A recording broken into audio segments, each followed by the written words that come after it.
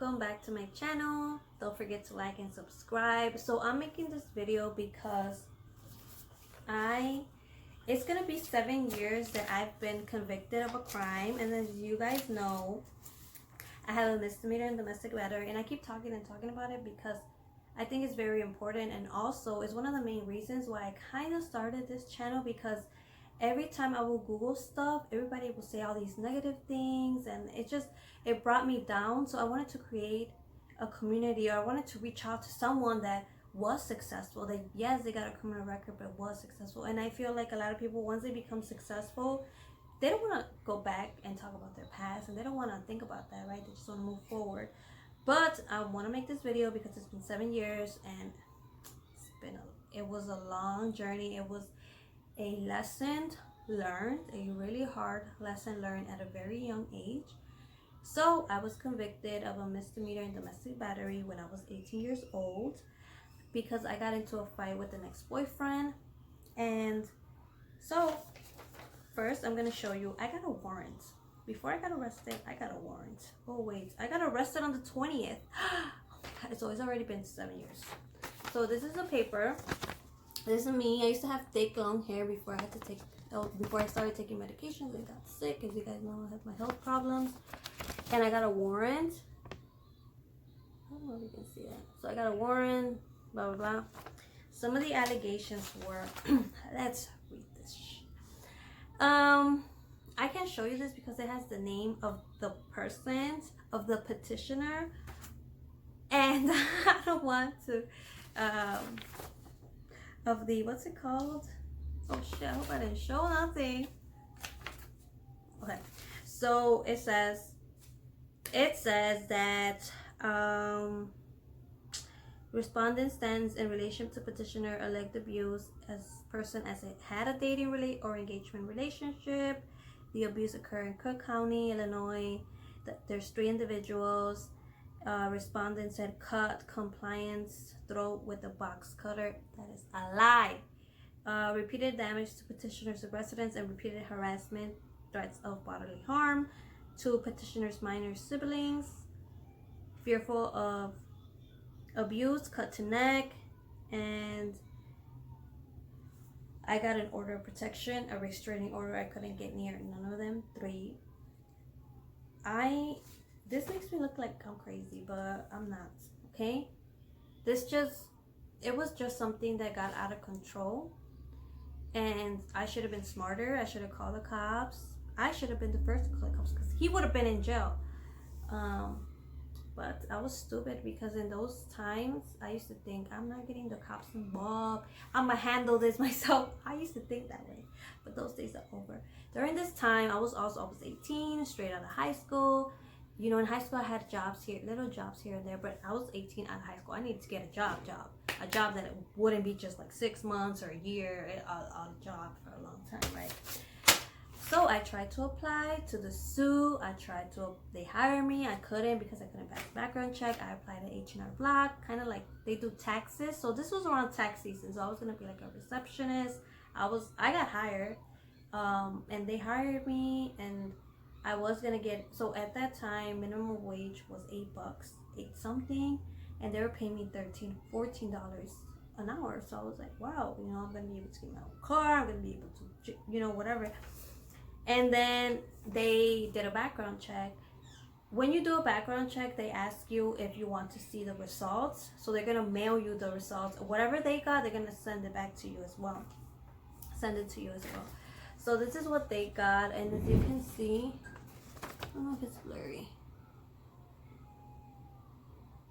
So yeah, domestic battery, misdemeanor, blah blah blah. So I told them, hey, I got this in the mail, like, can I still work, like, what's going on? They're like, you know, just call corporate. I never called corporate. I said, whatever, man. It was hard, and also I was on conditional discharge. That, I don't know exactly what it means, but basically I could leave. Like, I was in a house arrest, I wasn't arrested in jail. I was meeting with the social worker once a month. I had to go to see a social worker, I think, once a month as well. I had to pay all the fines. I had to notify them if I left the state, or if I changed my address. And I had to refrain from possessing a firearm or dangerous weapons. So a lot of people don't know this, but I don't know if people know this, but if you have a misdemeanor in a domestic battery charge, whether it's a felony, whether it's a misdemeanor, you cannot own a gun at all. Your gun rights are taken away, and I think that's they based on the research that I did, they say that because someone with domestic battery charge are violent people, and having a gun makes them even more violent, and they want to keep away from that whatever. So I was like, that's messed up. I feel like it's messed up, not because I want to own a gun. I mean, maybe I do. I want to defend myself one day. Maybe somebody comes into my house, but it's just messed up because you have a right that's taken away from you, and I think that that's messed up. So I just want to talk a little bit about what I've learned during this time. You know, it was hard getting a job, but I finally got a job. I was so sad, so depressed. I really didn't. I would cry every day. I was angry. Like, actually, after that, I was more angry because I was like, what the? You did this stuff. Like, he broke my windows. I got my ass beat at his house. I got jumped. Like, and you watch the video if you haven't. I had no hope, and that's why I went into YouTube and trying to figure out and find people. And things that you can do, my advice is, number one, really stay out of trouble.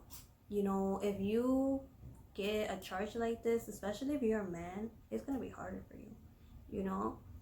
Stay away from those toxic people. If that girl that loves you and she put a freaking charge on you, stay away from her. I know sometimes we can be addicted to people, but that'll be another video. But stay away from people that are bad for you. Whether it's that charge or another charge, stay away from selling drugs if that's something that you do, because it's gonna lead you back into jail and you're gonna go into that cycle.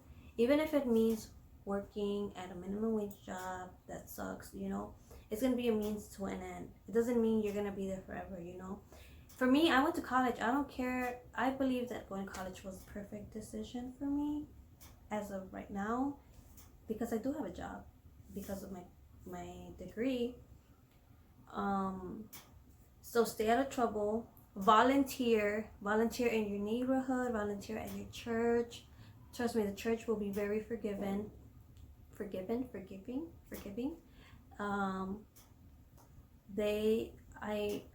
I volunteer. I try to volunteer at different places, and I was like, okay, this is not working for me. So then I found a place, and I'm already a mentor. I'm mentoring young girls in my neighborhood, just because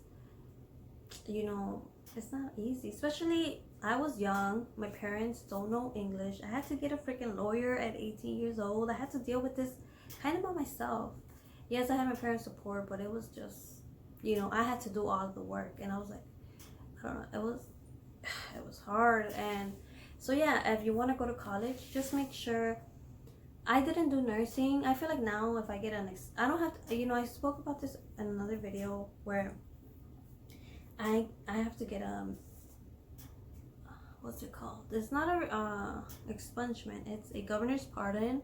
So it's kind of a step first before expungement. So you get a governor's pardon. You ask the governor to forgive you for your crime. You have to do paperwork, pay all these fines. Then you have to go in front of like a panel of some people, and then it goes off to the governor, and then you have to wait to see if he accepts or not. And then if he does, then you can get it expunged. So that is another step. So it's like, if I get that, then I'm able to own a gun. I'm probably able to go back to school and become a nurse. I do want to go back to school, become a nurse practitioner, be in the medical field.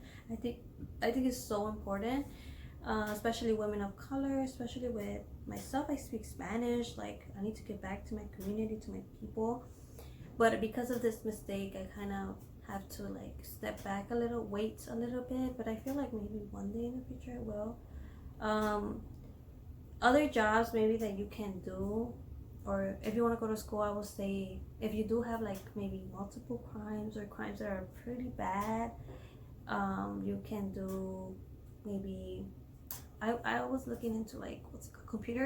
Computer science and computer stuff with the computer, IT. I think that you have a big chance, because within that you don't deal with people. Yeah, you have to work in like a computer. You make great money based on, you can go and research maybe in your states or city, some of the schools, some of the programs. I mean, some of them you don't even have to go to school, like to get a bachelor's. Of course, if you want to make money, but you can get a certificate or you can take a course, and you can start making good money, like $50,000, $60,000, based on where I'm from. That's what I found out. But you do your research. That is one. Another one that I've been looking. So I'm trying to get money on the side, and I've been looking at different jobs or different things. Another thing could be like a real estate agent. I don't know how, because you do need a license. So I don't know how difficult it is to get it. But I think that is another option, especially if you do not want to go to school at all. I think that is a great option to start your own business, make your own money, do things like online. I think IT is also very good. I'm going back to IT because, first of all, technology is constantly growing. Every business has emailing or like all this data they have to secure. So they need these people. They need people to like protect their information and do all this stuff. So I think, every business kind of needs someone like that. I don't know the name, sorry, but with IT. So you can do IT, you can do real estate, of course, start your own business, YouTube. I mean, there is so much out there. You just have to do research. If you really do not want to go back to school, if you want to go back to school, then do it. But you have to think about, maybe are you going to be able to get a job also. I mean, I went to many interviews and I was like denied a bunch of them. But you just gotta keep going and keep going, keep applying, volunteer, and then let time pass. Do not get in any more trouble, and you're gonna be okay. I know that, because I'm okay now. Like, I thought this was gonna be the end of the world, but it's not. It's not the end of the world. It's just you learn your lesson and you just gotta move on from it. And like I said, stay away from trouble, because trouble will find you if you go looking for it. So that's it. I hope that this helped. Don't forget to like, subscribe. If you're new, subscribe to my channel. If you like these kind of videos, let me know, because I feel, based on what I've been looking through at my YouTube stuff, a lot of people are more interested in these videos. So I don't know if I should have an email where people can send me their information, or if they want some advice about these stuff. But remember, I'm not a lawyer. So if you want real information, speak to a lawyer in your area, because I'm not a lawyer and I'm not from your area, most likely.